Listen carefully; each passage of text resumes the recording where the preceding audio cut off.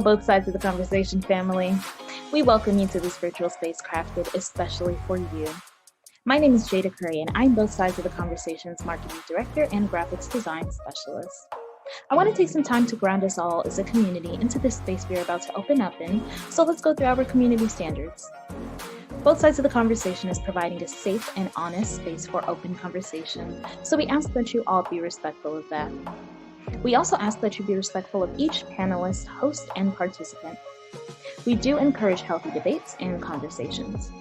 Don't personalize anything with anyone. This includes name-calling, bullying, trolling, or shaming. This will not be allowed or tolerated. Your perspective is yours. It is not a prescription. You do not have to agree, but show respect. These community standards apply to all of our live shows and any virtual spaces that we hold on social media, including YouTube, Facebook, Twitter, or Instagram. We want to make sure that we are caring for each other as a community. This is our priority in all of our endeavors as both sides of the conversation. With that being said, I hope you enjoyed today's show and continue to stay in touch with us via YouTube, Facebook, Twitter, Instagram, or all of them. All right, thank you for listening and see you soon.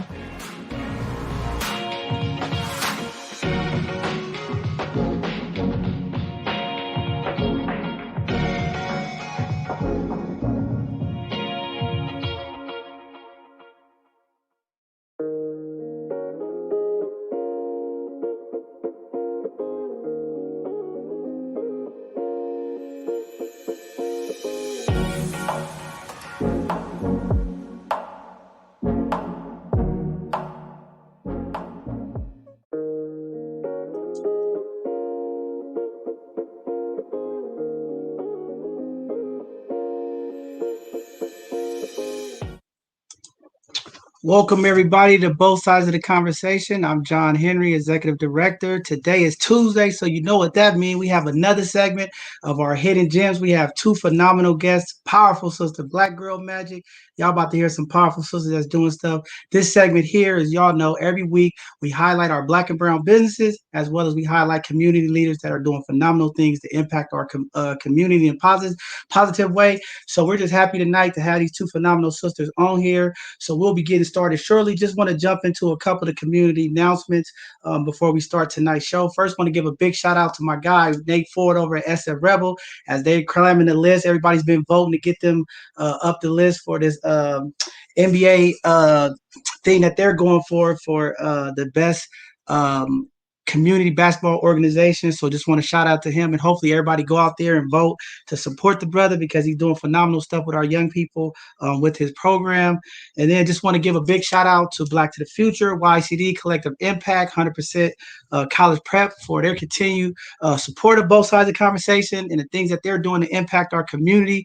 We have some phenomenal things that's going to be coming up shortly here on both sides of the conversation to really impact our community. So just want to give a big shout out to those organizations and for the continued work that they do to bless our community. And with that being said, this weekend we had a violent weekend.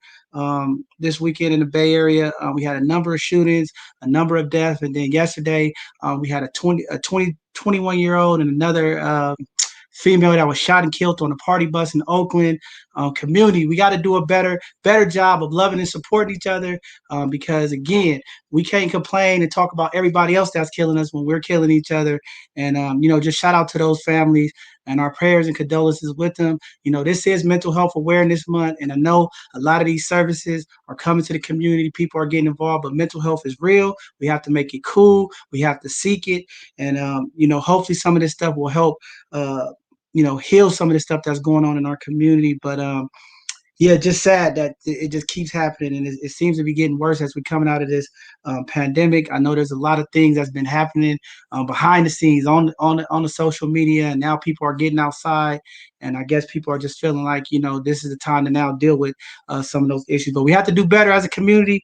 We're going to keep fighting and supporting to stop this violence, and try to find more creative ways to keep our people engaged and keep them busy, because we know an idle mind is a devil workshop, and he's been working, especially in our communities, doing things to attack community. And we're trying to keep doing positive, and when you're doing the positive things and trying to make change, that negative energy always seems to appear to try to tear us down from doing the things we're trying to do. With that being said, this Saturday, At 10 a.m., we're going to have a rally at the Safeway on 17th on Church and Market about the racial profiling and of our people and the mental health issues. I know everybody heard the news story about a week and a half ago where a young black boy was racially profiled in the Safeway store by security, accusing him of stealing. It went to the news, and then a lot of people from the community was upset because we didn't know about it. We wasn't there to support him, and I personally took full responsibility as a community leader that I wasn't able to be there. I didn't know about it. Once I found out about it, we know the school rallied up, the young people rallied up and did their part. But as community, we definitely need to stand together in solidarity and make sure that we let Safeway and we let the security company and let them know that we in solidarity about our people, and we just not gonna let people play with our kids, traumatize our babies in the community. This behavior is not okay, and we will hold them accountable. So everybody that can show up at 10 a.m. this Saturday, Church and Market, 17th Street in San Francisco. Please show up and be ready to let people know we're boycotting them. We're not spending no money in there, and we're gonna turn as many people we can turn away, and that's just what it is. This Thursday, for our Educational Thursday, we're going to have Black to the Future come on. Crystal, the executive director, she's going to come on and educate the community about the services that they provide and what they're doing for the community. I know there's been a lot of community outreach saying, hey, we need support. What is Black to the Future? What are they doing? How do we get connected? So this Thursday, she's going to come on and educate the community about the services that they offer and the things that they're doing to continue to bless our community. This Sunday, we're going to switch our topics. We were supposed to have a conversation with the Wizard this Sunday, and I know a lot of people was looking forward to that conversation, but unfortunately, the Wizard is not going to be able to make it this Sunday. So we're going to have a conversation on the state of Black America, and we're going to go ahead and get some community people to come on, and we're going to have some real talk. This is going to be a real talk conversation about where we at, how we going, how we moving, and things that we need to accomplish moving forward. So with that being said, I'm going to close my mouth. I'm going to go ahead and bring up Ms. Shell as she goes ahead and introduce our guest for tonight. Thank you. Nikia Harmon is the CEO of Brown and Brave LLC. She created a lifestyle brand and movement represented by essential expressive clothing for Black women and men. She creates social, cultural, and controversial apparel that amplifies Black voices and highlights the Black lived experience. Welcome to both sides of the conversation. Our next guest is Charlyn Mwihaki. She is the CEO and founder of Char's Solution. She helps small to mid-sized businesses create ways to grow their business on social media. She makes growing your business online fun, not frustrating. Welcome to both sides of the conversation.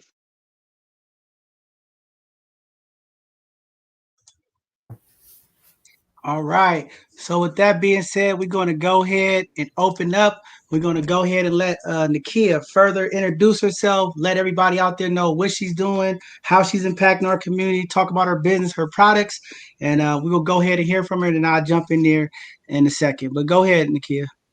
Amazing. Good evening, everyone. Thank you so much. I do want to first thank both sides of the conversation, as well as John. We had an amazing conversation offline, so I do want to thank you so much for allowing my voice to be heard, allowing me to create a great space for new customers and existing customers, and really to just talk about Brown and Brave. So Brown and Brave is a lifestyle brand and a social movement represented by amazing apparel for Brown, Black women and men and other. We create social, cultural, and controversial apparel that amplifies Black voices and really gives a name to all the struggles that we're having in our community right now. Brown and Brave was really birthed from a place of pain. I experienced discrimination, nepotism, bigotry, and retaliation at my former employer. I was there for 7 years, and I knew that I could no longer be in that space. So I went into work one day, clocked in, clocked out. 2 hours later, turned my keys in, turned around and came home. I knew that I wanted to be an entrepreneur. I didn't have a plan B, but I knew that God was going to put me in the absolute best place. So everything that I experienced in my former employer really gave a face and a name to Brown and Brave. We launched back in March. We're super excited to have had the success that we've had. We have an amazing website. Hopefully we get a chance to share that this evening with everyone so that they know exactly how to navigate through the website. I also want to be very clear that we are not only a movement, but we amplify the Black voices of Brown and Black people in the community, and we want to start having amazing conversations with everyone. We want to curate spaces where we can start talking about the education that Brown and Black people need, the lack of stability that we have when it comes to mental health. We want to highlight all the social justice reform that we have going on in the Black and Brown community as well. And we get really, really tired of being redundant and the monotony of having conversations with people who do not think that our Black lives actually do matter. So what we've been able to do is go on Clubhouse and promote Brown and Brave in our Clubhouse space. We've been able to have great conversations with people on and off the court, meaning on Clubhouse, on Instagram, on Facebook, on Twitter. Again, we met John, through Clubhouse, and really are able to just get back in the community, talk to people about what we're doing, talk to people about where we see ourselves going as well. When it comes to Brown and Brave, we definitely want you all to watch Brown and Brave morph into Brown and Brave Academy, which is going to be a 501c3 nonprofit that is going to support underprivileged children and young adults in the community. What we'll be able to do is give them financial literacy, employment education services, and any other life tools that they're not able to get within the community due to lack of funding and other resources as well.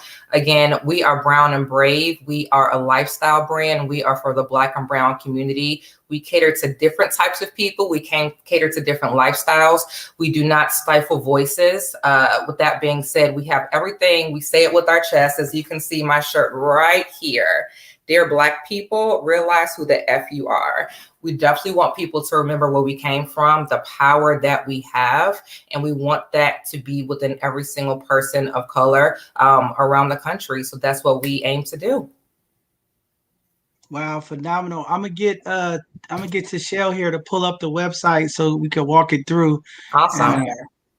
There we go. Yep. So we just launched our youth line last week. Obviously, we are Brown and Brave as adults, so we definitely want to give back to our children and make sure that they understand the value of being Brown and Brave.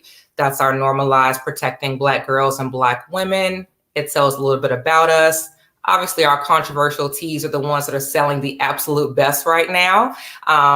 For instance, serve and protect versus arrive and kill. Thank my ancestors for your privilege. A lot of the issues that we have in the Black community stem from white supremacy and systemic racism, and we have to call it by its name. It's disguised, by microaggressions and macroaggressions in the workplace and in other places. No energy for white fragility. Do not reform police, eradicate police. Zero tolerance for racism, nepotism, and bigotry. Modern day segregation, hashtag sign me up. We want our Black and Brown faces to be within the Black and Brown community and know they're going to be serviced by only Black and Brown people who know the value of our Black and Brown lives. So please make sure you guys check the website out. It is brownandbrave.store. It's easy to navigate through. You'll be able to go on all of our tabs, whether you want to go cultural, social, or controversial, or youth. And we also have a blog on there as well. We kind of give a message behind the merchandise so you guys really understand why we made the type of messages that we made for particular garments. Wow, that's dope. I like that. I bought a shirt. I like the controversial stuff. This both sides I know of the conversation. I know you do. I gotta go for the controversial conversations.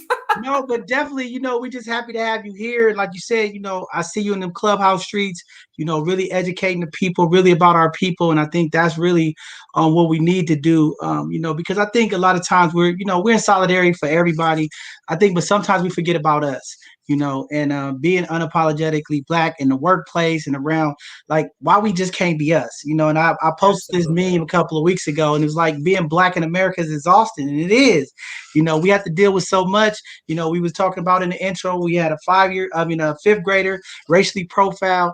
These traumas and these things that happen to our young people, it just gets passed down generation to generation, and we don't want our young kids being able to go in the stores and feel like they're being watched and, that they're doing something. And it starts at that age. And it's like the experience and the encounters with dealing with people who don't look like us starts very young, and it impacts us, and it's mental trauma. And a lot of people, they don't understand it. So, I'm really happy and excited that you started it. I love the name Brown and Brave because I think, a lot of us are brown, but we're not so brave. And, it seems like, just over the years, how things change, with having employment and different things of that nature, holding us back from really being who we are and truly working together and blessing each other. It's something that we got to really have a conversation about moving forward and how we move, because the state of Black America is very in a bad place right now. And we can't just sit around and act like everything is good. And yes, there's a few millionaires, a few billionaires, but when you look at the overall, we are in bad shape in America. And it takes phenomenal people like you that's doing the work. It's just amazing to hear some of the stuff that you're doing about advocacy and educating, and, your Chicago roots. You didn't talk about your Chicago roots. Come on, talk about Chi-Town, Chicago stand up, Chicago, Southside girl, Hyde Park all day. I think it's important, but, just being courageous. And, that's why I thought it was very important, to make sure that our community get behind you, because that's what this platform is really about, is unifying our community and making sure that we patronize our Black and brown businesses and support them. So I do have my shirt hat coming. I got to get back on there and order my hat because I like the one hat that I seen. And I was like, I know it's hats on there, but I got to go back. But that's what it's about, kings supporting queens and doing this work for our people, because you said it right, that there's a lot of people that's not speaking up.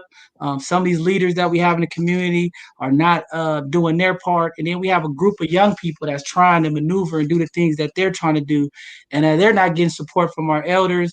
And I think it's time that we have to start passing the torch to our young people. They're mobilizing, they're organizing, and we got to find out ways to really help impact our people moving forward, because we are headed into some bad times in America. I received some phone calls today about some of the things that's happening to our seniors in the community when it comes to this pandemic and the housing, and how some of them are being affected, and some of these laws and legislative stuff that's been passed are impacting our elders of the community and some of the landlords. And it's like, we're going to have a big loss, and I know the Senate just passed a bill to let landlords start evicting people that was not paying during COVID. So, coming into this summer, it's going to not be a great summer. And I think this was a lot of this frustrations coming, and it's turning out to be in the violence form, which we don't want. But again, when you have thousands and thousands of people losing their homes because they can't afford it, without jobs, and then, the landlords losing their house on the back end because they can't keep up with the mortgages, it's a recipe for disaster. And I know the stock market is looking good, but the truth of the matter is the economy in America is not doing good. And we got to work together to build it. And it starts with Black and brown businesses. We got to get people back to work.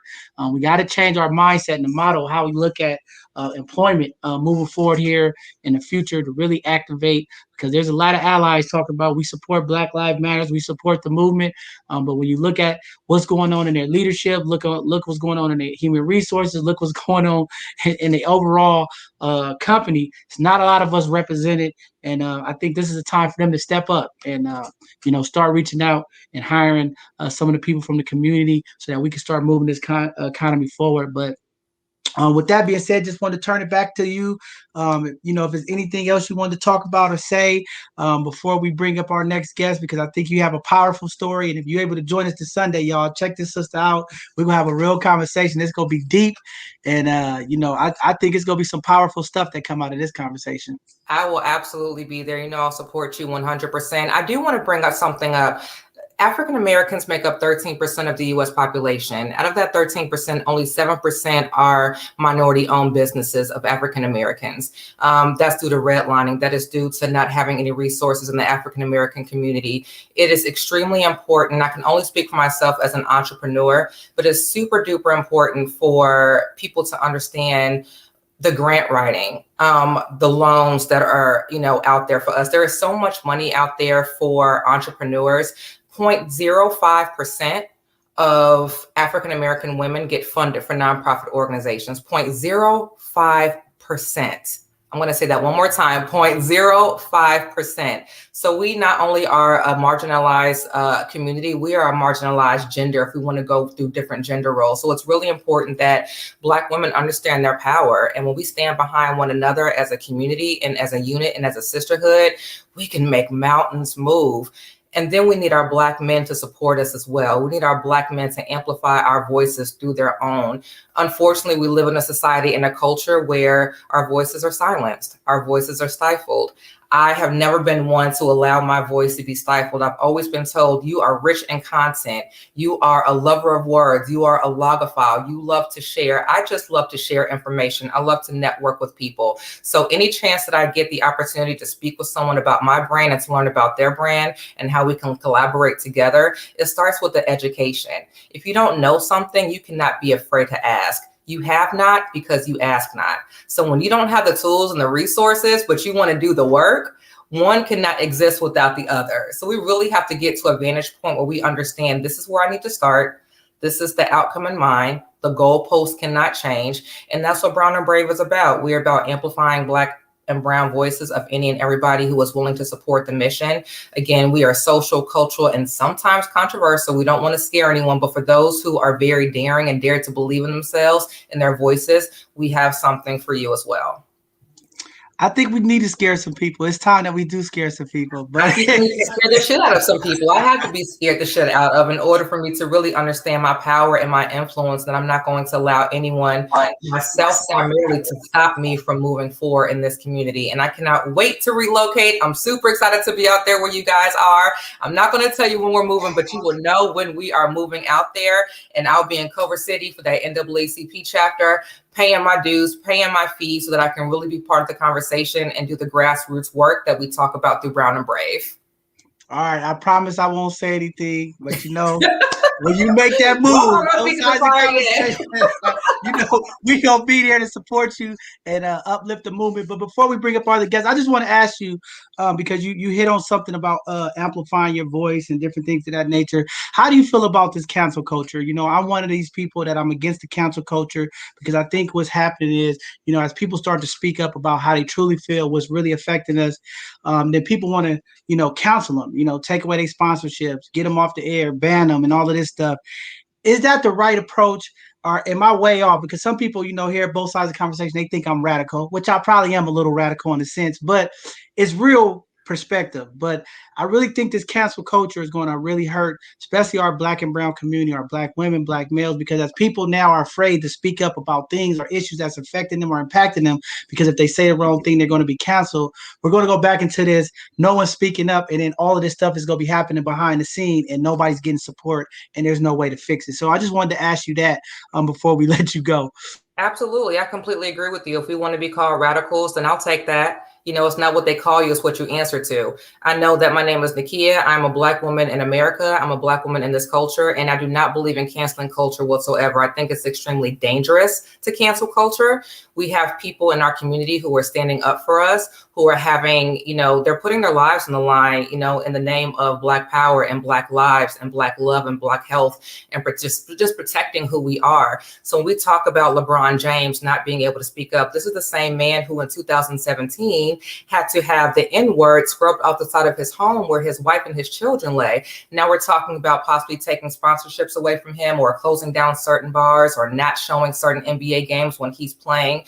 We talk about anyone else who is using their voice and using their influence to progressively push our community forward. Who am I to gatekeep? Who am I to tone police anybody who wants to speak about the Black community? It's dangerous, but again, my personal belief, it's built on white supremacy to shut our names down and to stifle and silence our voices. And the more we continue to go against the grain and we understand the power that we truly have, we'll be canceling other cultures because we have our own culture. And I'll say this, Black society is the number one influencer in society. Black culture is the number one influence in America. So any and everything that is derived from Black culture, they can try to take it. They can try to take it away from us. They can say that it belongs to them, but it will always and forever belong to us. Check our receipts. They're in every single history book, the ones that are not written by us, but the ones that are going to continue to be written by Black people about our history.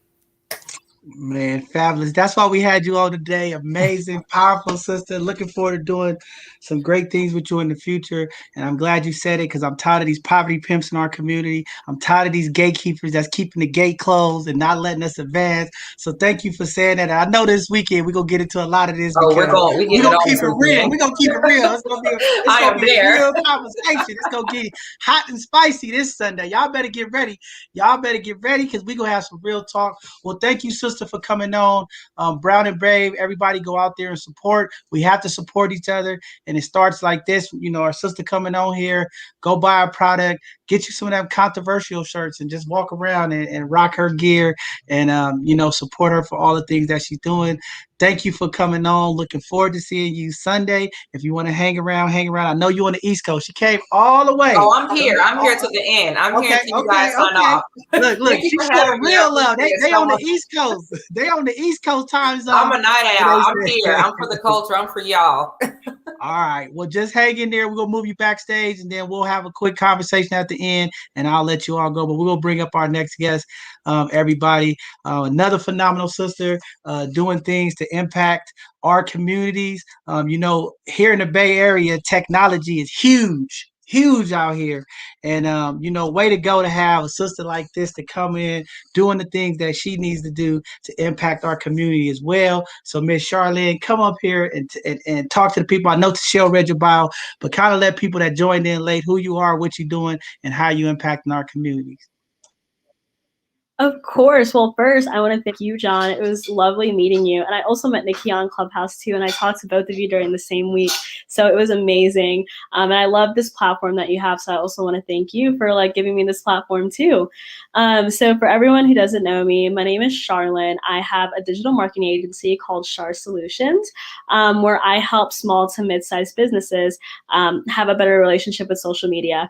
And this all came about probably early to late last year, mostly because of the pandemic. I saw so many businesses struggling during the pandemic to keep up digitally. A lot of businesses were brick and mortar, or they were used to having just pop-up shops. But then I knew that I wanted to do this even before the pandemic for just Black people, because I know that not Black people, there is so much gatekeeping when it comes to just all the new marketing technology and all that kind of stuff just shows up really late for Black people. And I hated that because there's so many gatekeepers, just like how John and Nikia were talking about earlier, that just are always keeping stuff away and keeping the new tactics away from Black people. So I knew I wanted to do this for Black people. However, I saw during the pandemic, there were so many businesses that were struggling and staying afloat, and they were just used to the usual of showing up to a mall, and just, having a pop-up shop or a kiosk, and just used to the same old, having a flyer, going out to events, going out to different things to sell the things that they have. Or some service providers were just kind of on LinkedIn and not doing much with it. However, I would go to Instagram and I would see that so many people, they don't have all the Instagram tactics they need to help grow. So then I decided to position this whole agency where it's a one and done, do it for you. And my agency isn't just and it's more than just a freelancer, because you can go to a freelancer and you can just find one off of Craigslist or something, and they'll be able to get the work done that you want for them. However, for me, my agency was more for relationship building. And I knew that I wanted to do that to help take each business step by step on what they need to do to be able to grow digitally, because we live in such a big, huge digital world. So I just positioned myself that way. And it started off just with a couple of businesses where I was locally, and then it ended up growing into what it is today. And then just meeting people on Clubhouse and being able to just give them value on how to grow on Instagram, and how important it is for you to have a marketing plan and implementing it. And sometimes it's not as easy as it was before in 2012 or in 2016, where you can post a picture on Instagram and it immediately goes viral, or you can post a video on YouTube and just think that it's going to go viral. There's so many different tools and tactics, and social media is changing every single day. So I just position myself as the person that people can come to whenever they need help with their business. When it comes to social media marketing is what I focus on. However, a lot of stores don't have websites. So I do Shopify websites, I do Squarespace websites, depending on if you're a service provider or if you're an e-commerce provider. But that's everything that I do.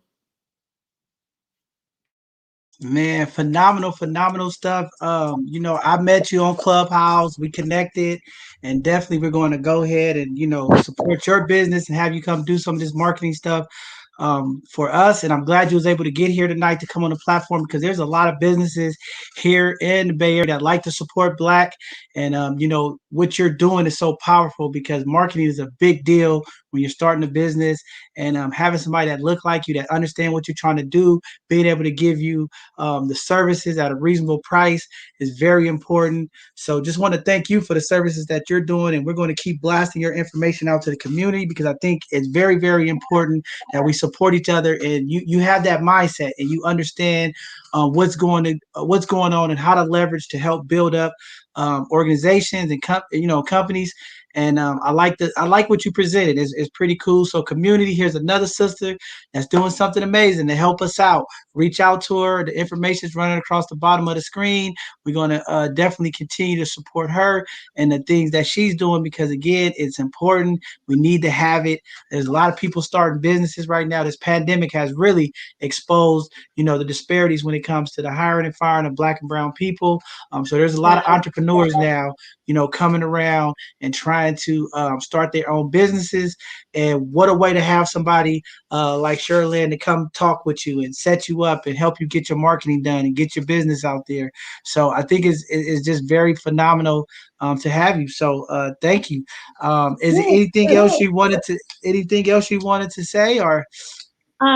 Yeah, just how important it is to have a strong marketing plan. I think there's so many businesses or there's so many people out there who just kind of wake up in the morning and say, I'm going to start a business, but there's so many businesses that fail. And there's so many Black businesses that fail because they don't have a strong marketing plan. So I say, like, right next to your business plan on like what your goals are, having a really strong marketing plan that exceeds just telling your friends and family, but you're constantly hustling to find businesses and having somebody who can even help you network with other people to help grow your business. Because like when it comes to being a business person, like you don't do it by yourself.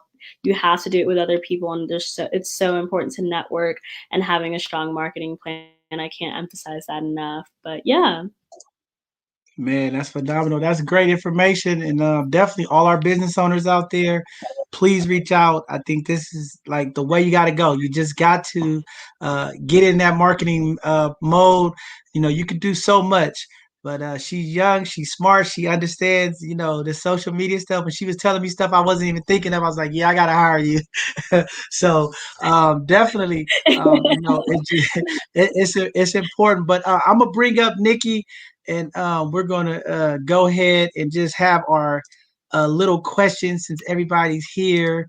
We're going to bring everybody up. And then, we just go ask 2 questions. I know it's late on the East Coast. I know you all have to get back to your families and the things you're doing. But I think since this weekend, we're going to talk about the state of Black America, where we at, where we stand. I guess my question to y'all is 2 things. One, do Black people love each other?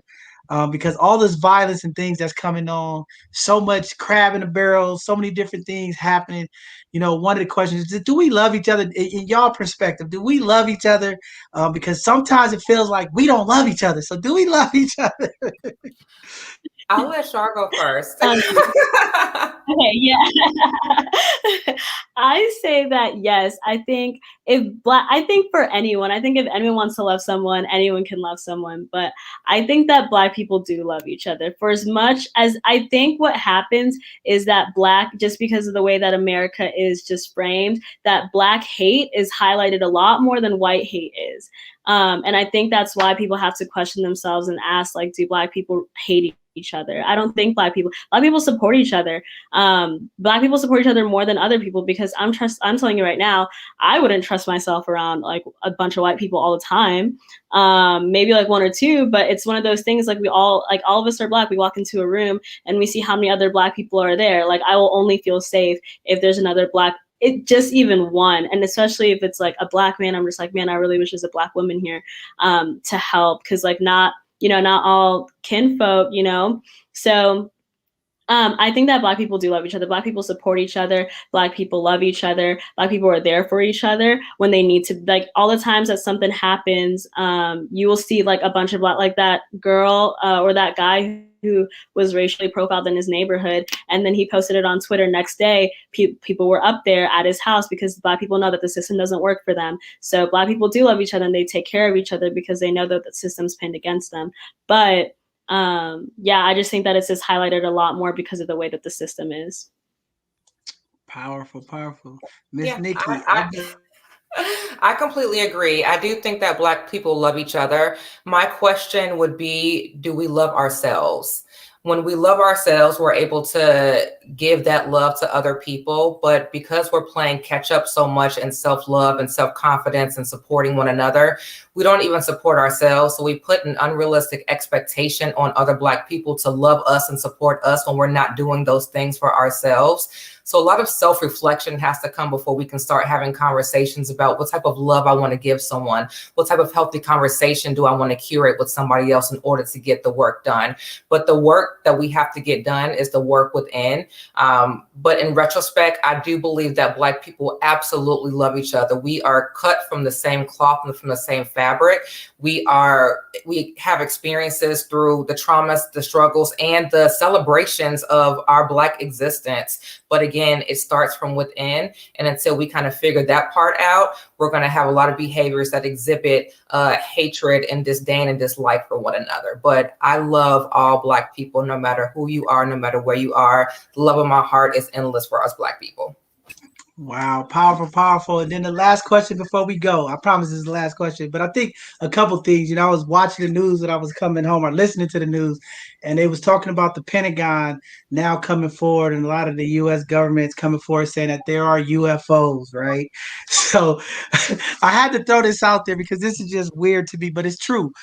Has the American lie, and there's been so many lies over the years that not only impacted our communities, but things of that nature really affect the Black community too, because there's been a lot of lies that America has put on the Pentagon, the government. And I mean, a lot of people have been said that they're crazy because they said, I saw this, and they like, oh no, this person is crazy.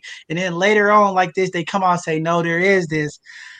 Is that part of the problem that we also have in the community when it comes to our political leaders and things? There's so many lies about what really happened, and then we find out it was the other way. Has that distorted our community?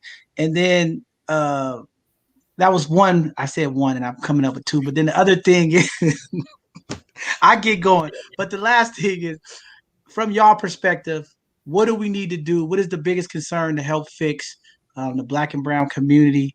We know mental health is big, financial literacy, but I just want to hear from you all. What do we need to do right now in the state that we in Black in America? Absolutely. I'll go first if that's okay. So for me, when it comes to your very first question, I think that it's a distraction. I think that anything is possible in this world, in this universe. I've never seen a UFO. I can't say if I believe in them or not. I believe something when I see it with my own two eyes, and I feel in my spirit that it is absolutely real. So I can't say if they're real or not, but I do believe that there has been a narrative of distraction within the Black community.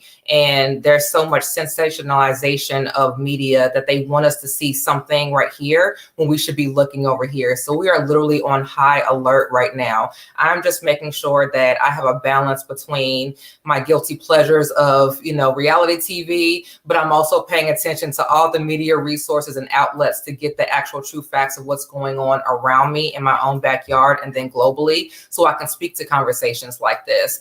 And secondly, I believe what we need in the Black community, it sounds so simple, but it's really just to start having the conversation. You learn a lot about people and their experience through words. There is so much power in our words. And when we don't use our voices in the right way to have healthy conversations, we're so focused on the semantics of what someone says or the delivery of what someone says that we're missing the message. And when we actually start listening to the message, we can find a target audience to address. I can't go into a gentrified neighborhood and talk about, I need you to do X, Y, and Z when they don't have the funds, tools, or resources or the backing from their own Black community.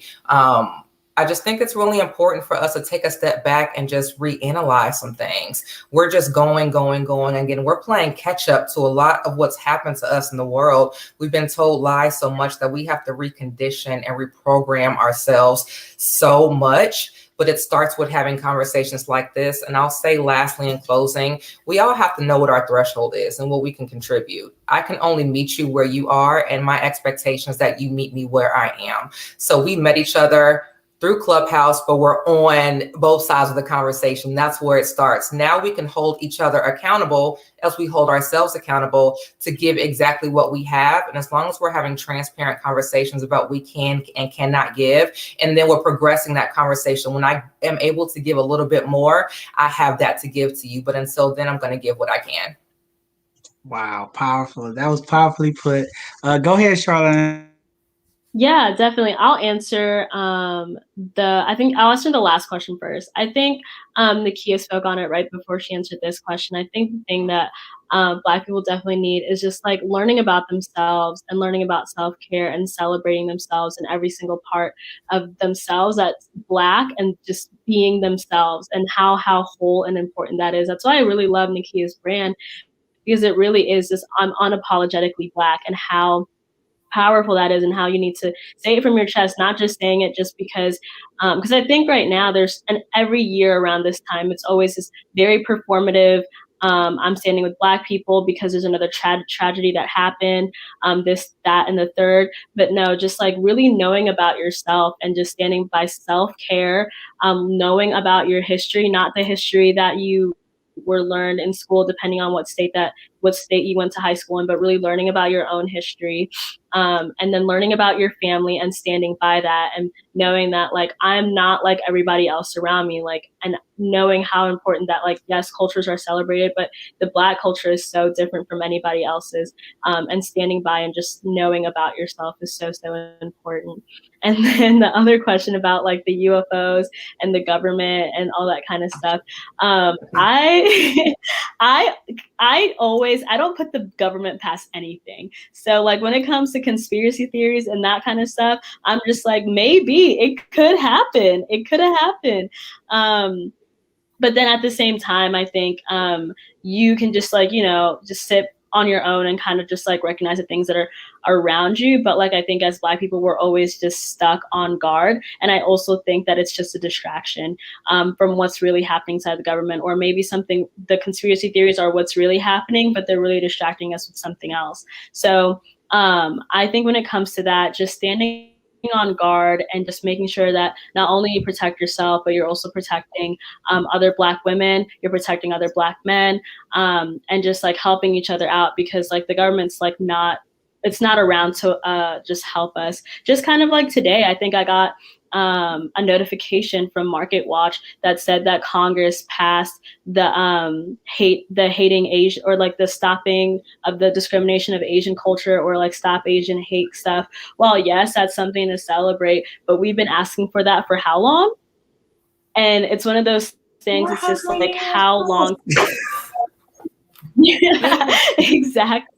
So it's one of those things. It's just like, how long do we have to, like, the government's obviously not with us. You have to stand on your own and know what you can do, and that your Black brothers and sisters are going to be the ones that are going to be able to take care of you, and the government's not really there for you. So do I put past the government for all the UFOs and all that kind of stuff?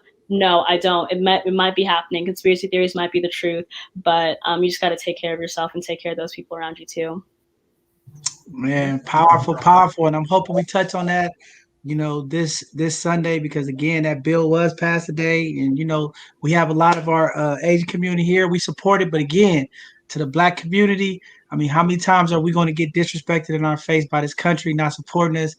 What is it going to take for us to stick together? So this Sunday conversation, we're going to be talking about the state of Black America, where we at, where we going. We're going to keep it real. This is going to be a real show. So if you ain't about real, probably don't want to watch this weekend because it's gonna get real. So it's gonna be a powerful conversation. But I think that is true. It's just like, enough's enough. But thank you all for coming on. Proud of you, sisters. I'm here to support you as well, and I know the community. We definitely will be reaching out, getting us some of that controversial gear, and making sure that we support your business and marketing and getting our business and nonprofits to reach out to you so that we can market better. And then what a better way to support a sister that look like us doing it. I think it's going to be phenomenal as we continue to push this information out to the community. So with that being said, we're going to go ahead and wrap up tonight's segment. This Thursday, again, we're going to have the executive director of Black to the Future to come on, talk about the services and educate community about what they're doing and how they impacting our community. I think it's going to be a great educational Thursday. We have received a lot of information from community asking who they are, what they do, where they at. And I think this is just going to be a nice opening to the community so you can see what this organization is doing to impact our community. And then this Sunday, we're going to have that conversation we just talked about, the state of the Black culture. And then next Tuesday, we'll have another segment of Hidden Gems. So thank you all for tuning in. This was a phenomenal show tonight. Just happy to be, here with these sisters, powerful sisters doing stuff. They all the way on the East Coast time zone, tuning in here on the West Coast, showing some love to both sides of the conversation, to the community that's watching. And we're going to get behind them and support them and let them know that they have some love here on this West Coast as well. And thank you all for coming and tuning in tonight. We will see you all this Thursday for another educational Thursday on both sides of the conversation. Have a blessed evening, everyone.